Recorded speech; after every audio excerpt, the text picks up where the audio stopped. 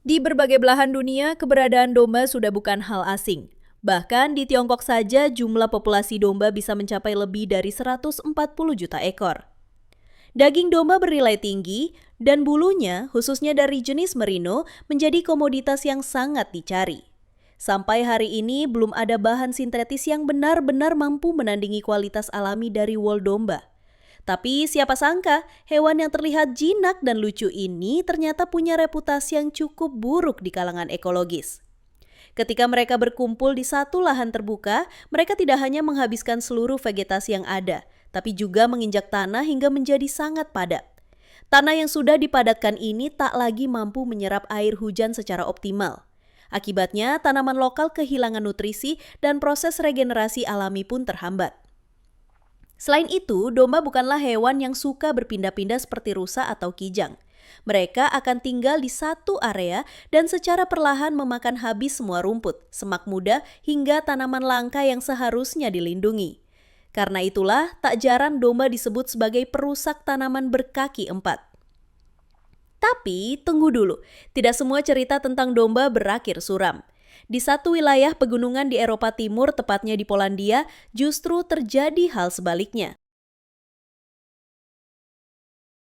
Bagi sebagian besar masyarakat Polandia, domba bukan hanya hewan ternak biasa. Ia merupakan bagian dari identitas budaya, warisan nenek moyang yang telah berlangsung selama ratusan tahun. Tradisi menggembala domba di daerah pegunungan telah dimulai sejak abad ke-18, ketika komunitas penggembala dari suku Vlach datang dan memperkenalkan sistem transhumans, yakni migrasi musiman domba dari dataran rendah ke pegunungan selama musim panas. Sistem ini bukan hanya efisien secara ekologis, tapi juga memberi manfaat ekonomi besar. Di masa Perang Dunia II, industri peternakan domba di Polandia mengalami lonjakan. Pemerintah memberikan subsidi untuk produksi wol yang membuat profesi penggembala menjadi sangat menjanjikan. Pada tahun 1947, jumlah domba di Polandia tercatat lebih dari 700.000 ekor. Dan puncaknya terjadi pada tahun 1986, ketika jumlah domba di seluruh negeri mencapai hampir 5 juta ekor. Namun masa kejayaan itu tidak bertahan lama. Memasuki akhir 1980-an, krisis politik dan peralihan ke sistem ekonomi pasar bebas mengguncang banyak sektor, termasuk peternakan. Tanpa dukungan dana pemerintah, para petani dibiarkan berjuang sendiri. Dan ketika wol impor mulai membanjiri pasar, permintaan terhadap produk lokal pun menurun tajam. Akibatnya, banyak peternakan gulung tikar dan populasi domba menurun drastis. Ketika populasi domba anjlok, ada konsekuensi ekologis yang mungkin tak disadari saat itu. Tanah terbuka yang dahulu menjadi rumah bagi ratusan spesies tanaman dan hewan langka mulai dipenuhi semak liar dan pohon-pohon muda. Tanaman kecil yang membutuhkan sinar matahari langsung tersingkir oleh spesies yang menyukai keteduhan. Ekosistem mulai berubah secara drastis. Berdasarkan studi pemetaan dari tahun 1848 hingga 2014, kawasan padang rumput dan lahan terbuka menyusut hingga 58%. Wilayah yang sebelumnya menjadi tempat hidup bagi spesies langka, perlahan berubah menjadi hutan muda yang monoton. Keanekaragaman hayati yang selama ini menjadi kekayaan kawasan ini pun terancam punah. Salah satu wilayah yang terdampak paling parah adalah Pegunungan Beskids di bagian barat Pegunungan Karpati. Daerah ini dulunya penuh dengan padang rumput subalpin yang luas, terbentang dari ketinggian sekitar 800 hingga 1.200 meter di atas permukaan laut. Disinilah ribuan domba pernah digembalakan setiap tahunnya. Pertanyaannya, bagaimana cara mengembalikan keadaan? Tahun 2006, pemerintah daerah Silesia menggagas program pemulihan bernama OSA Plus. OSA sendiri berarti domba. Program ini bertujuan memulihkan padang rumput pegunungan di area seperti Beskids dan daerah Krakow Częstochowa dengan mengembalikan tradisi penggembalaan domba untuk meningkatkan keanekaragaman hayati. Setiap tahun, 2 organisasi nirlaba dipilih melalui seleksi terbuka. Mereka kemudian bekerja sama dengan para petani untuk menggembalakan domba ke lokasi-lokasi padang rumput yang telah terdegradasi. Domba-domba itu kemudian bekerja dengan cara mereka sendiri. Makan. Tapi jangan salah, ini bukan sembarang makan. Mereka bukan seperti sapi yang menyeruduk seluruh ladang. Domba punya teknik makan yang justru sangat menguntungkan ekosistem. Moncongnya kecil dan bibirnya terbelah serta lentur, memungkinkan mereka memilih bagian tanaman yang muda dan lembut, seperti pucuk semak, tunas pohon muda, dan rerumputan yang baru tumbuh. Ini sangat berbeda dengan sapi, yang menggunakan lidah besar mereka untuk mencabik rumput dalam jumlah banyak. Akibatnya, domba lebih cocok untuk merumput di wilayah yang rentan, di mana tanaman langka dan semak liar bersaing memperebutkan ruang hidup. Domba bisa dengan mudah memakan tunas pohon muda seperti pinus, birch, atau pohon willow kecil sebelum tanaman-tanaman itu tumbuh besar dan menggusur spesies lokal. Bahkan, domba memiliki ketahanan alami terhadap beberapa racun tumbuhan yang biasanya dihindari oleh sapi. Mereka bisa mengonsumsi tanaman yang oleh ternak lain dianggap tak layak makan. Hal ini memungkinkan mereka menjadi penyaring alami vegetasi yang tidak diinginkan. Domba juga punya kontribusi penting lainnya, memulihkan kualitas tanah dan menyebarkan benih. Ketika domba berjalan di padang rumput, setiap langkah mereka mengaduk lapisan tanah bagian atas. Ini meningkatkan aerasi yang sangat penting bagi mikroorganisme tanah seperti bakteri dan jamur. Mikroba-mikroba inilah yang memecah bahan organik dan menjaga siklus nutrisi tetap berjalan. Selain itu, domba menjadi alat transportasi benih yang sangat efektif. Biji tanaman bisa menempel pada bulu mereka atau tercampur dalam kotoran. Saat mereka berpindah tempat, biji tersebut tersebar ke wilayah baru. Penelitian menunjukkan bahwa seekor domba bisa membawa benih dari lebih dari 80 spesies tanaman padang rumput berbeda. Semacam kurir tak disengaja, tapi sangat berjasa dalam memperluas wilayah hijau.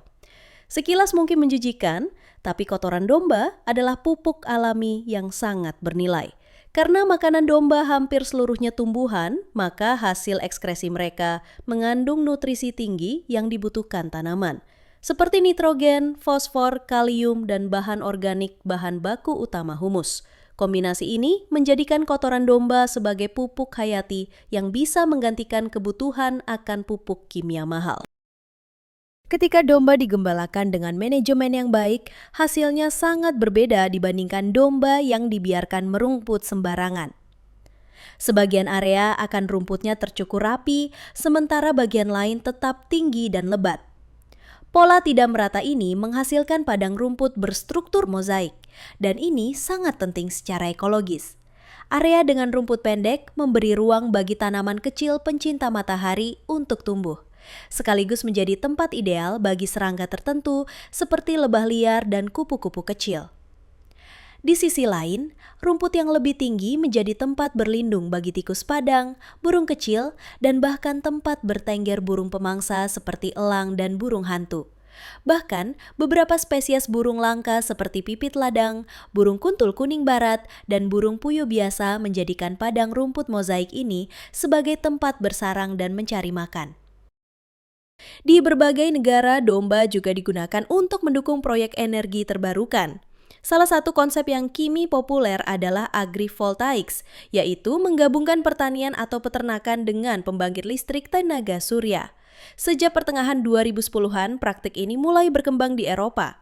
Di negara-negara seperti Prancis dan Yunani, domba bahkan menjadi bagian penting dari sistem operasional ladang surya. Sebagai contoh, sejak tahun 2015, ratusan domba telah digembalakan di bawah panel surya milik pembangkit listrik Santé Amadou di Prancis. Praktik serupa diterapkan di beberapa wilayah Yunani sejak 2016. Dan ini bukan hanya soal menciptakan pemandangan hijau agar terlihat ramah lingkungan. Ada alasan praktis yang kuat di baliknya. Pertama, biaya pemeliharaan lahan menurun drastis. Tidak perlu lagi mengeluarkan dana untuk membeli herbisida atau menyewa alat pemotong rumput. Kedua, domba membantu mencegah risiko kebakaran, masalah umum di ladang surya yang dipenuhi rumput kering. Di Amerika Serikat, perusahaan energi besar seperti SB Energy menggembalakan sekitar 3.000 ekor domba di kompleks ladang surya terbesar kelima di negara itu. Dengan luas 4.000 hektar dan kapasitas 900 megawatt, proyek ini sangat diuntungkan oleh peran domba sebagai pemangkas alami. Penelitian menunjukkan bahwa rumput justru tumbuh lebih subur di bawah panel surya. Mengapa? Karena air hujan yang turun ke tanah di bawah panel tidak cepat menguap. tanah tetap lembab dan suhu lebih sejuk. Domba pun senang berada di sana. Rumputnya banyak, tempatnya teduh, dan mereka juga terlindung dari predator seperti serigala. Manfaat lainnya, keberadaan domba membuat lahan lebih aman bagi peralatan panel. Domba tidak menyentuh kabel atau merusak struktur. Tidak seperti mesin pemotong rumput yang bisa menyebabkan kerusakan mekanis. Domba juga tidak menciptakan polusi suara, menjadikan ladang surya lebih tenang dan ramah lingkungan. Australia adalah salah satu negara yang cukup serius mengembangkan konsep agrivoltaics. Di negara bagian Victoria, terdapat Numurkah Solar Farm yang mencakup lahan seluas 1.200 hektar. Ladang ini menghasilkan energi setara dengan 255.000 MWh per tahun dan menjadi rumah bagi ratusan domba merino. Menariknya, panel surya di sini tidak hanya menghasilkan listrik, tapi juga mengumpulkan embun pagi yang menetes langsung ke tanah dan rumput di bawahnya. Air ini sangat berharga, apalagi dalam kondisi kekeringan ekstrim yang sering terjadi di Australia. Domba-domba itu memanfaatkan air dan keteduhan dari panel untuk bertahan hidup, sekaligus menjaga ekosistem tetap seimbang.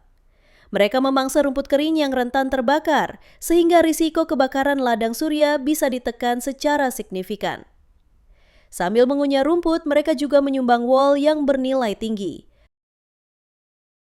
Dengan menggabungkan energi terbarukan dan peternakan, konsep agrivoltaics menghadirkan solusi 3 sisi: efisiensi energi, keamanan ekologi, serta keuntungan ekonomi. Ini adalah contoh nyata bahwa teknologi dan alam bisa bersinergi. Dan yang lebih menarik, model ini sangat bisa diterapkan di banyak negara termasuk Indonesia. Bayangkan jika ladang surya di NTB atau NTT yang kini sedang dikembangkan memanfaatkan kambing atau domba lokal sebagai bagian dari sistemnya. Hemat, ramah lingkungan, dan sekaligus memberdayakan peternak lokal. Tak hanya di ladang surya, praktik menggembalakan hewan juga diterapkan di tempat yang tidak biasa, bandara internasional. Sejak tahun 2013, Bandara O'Hare di Chicago, Amerika Serikat menggunakan kombinasi hewan seperti domba, kambing, kuda, dan bahkan lama untuk berumput di area antara landasan pacu. Tujuannya bukan untuk hiasan. Para hewan ini secara efektif mengendalikan pertumbuhan tanaman liar, mencegah rumput tinggi mengganggu visibilitas penerbangan, dan mengurangi risiko kehadiran binatang liar seperti kelinci, rusa, atau burung yang bisa membahayakan pesawat. Setiap musim panas, mulai Mei hingga Oktober, kelompok hewan ini bertugas dengan serius. Mereka merumput, mengurangi penyebaran tanaman alergi, dan menjaga jarak pandang tetap bersih bagi pilot. Tidak perlu alat berat atau bahan kimia. Cukup dengan rumput, gigi, dan kerja keras hewan-hewan ini. Kisah ini membuktikan bahwa domba yang selama ini sering dianggap hewan biasa atau bahkan perusak lingkungan, ternyata bisa menjadi alat pemulihan lingkungan yang luar biasa. Dilepaskan ke lahan tandus, mereka bisa menyelamatkan tanah, memperbaiki kualitas udara, menghidupkan kembali keanekaragaman hayati, bahkan menjadi pelindung dari bencana kebakaran. Mereka juga menjembatani pertanian dengan teknologi masa depan seperti panel surya, membantu bandara agar lebih aman, dan menawarkan alternatif murah, alami, dan efisien dibanding solusi konvensional. Bila kita mengelolanya dengan tepat, dengan batasan waktu pengembalaan yang diatur, jumlah ternak yang disesuaikan, dan strategi konservasi yang matang, maka domba bukan hanya sahabat petani. Mereka bisa menjadi pahlawan lingkungan. Terima kasih telah menonton, sampai jumpa di video selanjutnya.